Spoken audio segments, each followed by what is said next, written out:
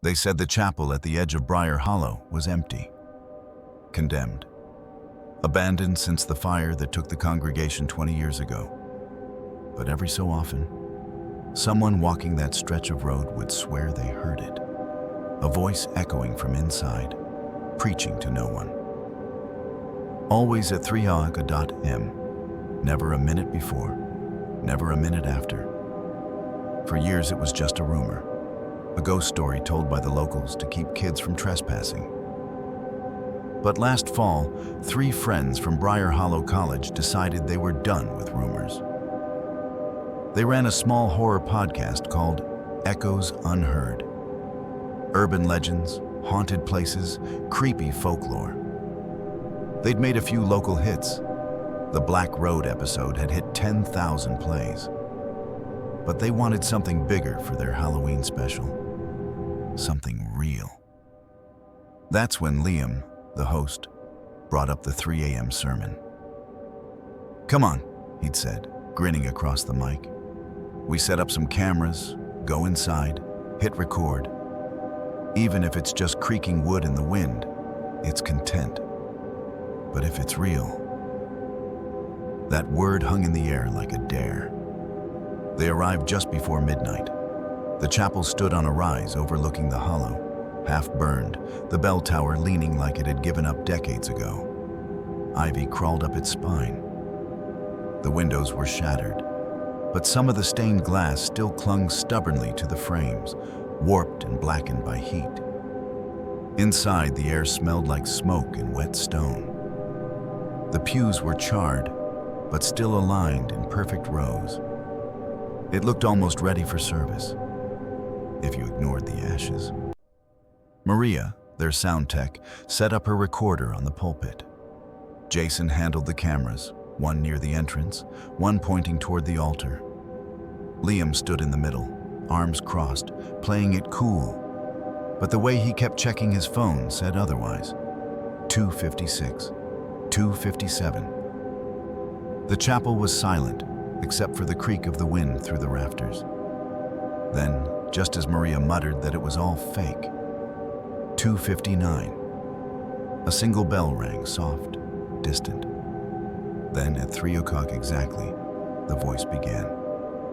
"Brothers and sisters, you have returned at last." It wasn't loud.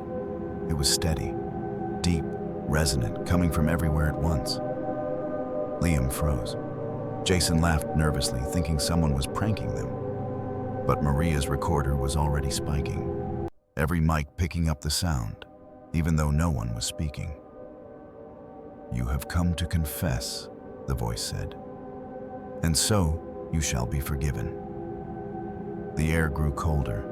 A faint shimmer passed over the pews, and for just a moment, Liam swore he saw movement. Rows of figures sitting, heads bowed, as if invisible parishioners had returned to their seats. The friends whispered back and forth. Should they stay? Should they leave? That's when the voice changed. It grew quieter, personal.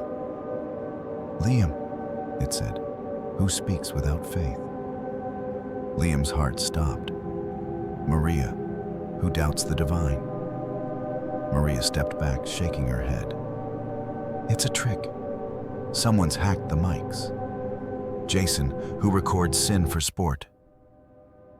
Jason killed the camera feed, but the red recording light came back on by itself.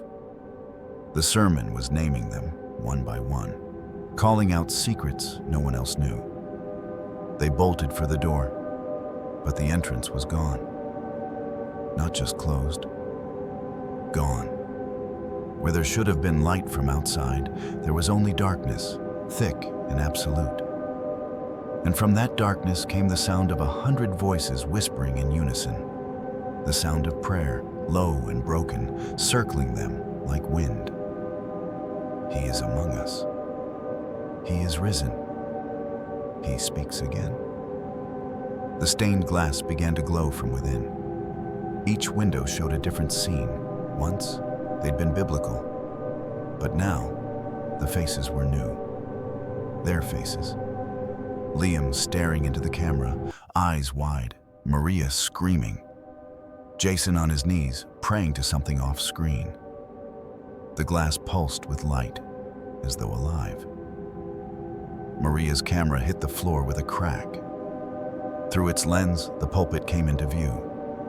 Something was standing there now, or forming there, smoke twisting into the shape of a man in tattered robes.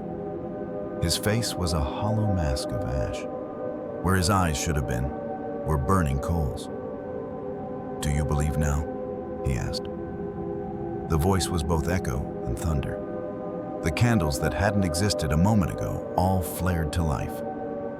Liam shouted that they were leaving. Jason grabbed Maria's hand and ran. But the chapel stretched, pews multiplying, aisles lengthening. The door was always just out of reach. The figure at the pulpit raised one blackened hand. "You have returned to your sanctuary," he said, "and none who leave unclean shall walk in light again." The walls began to hum, deep, rhythmic, like the chapel itself was joining in the sermon. Then came the screams. Not human, or maybe too human. They came from everywhere. At dawn, a truck driver found a man kneeling in the middle of the Briar Hollow road, covered in soot and blood.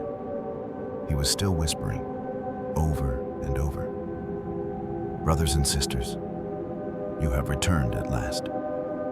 He never gave his name, but one of the burned-out cameras found in the chapel was labeled in faint silver marker, "Property of Echoes Unheard podcast." They never aired another episode.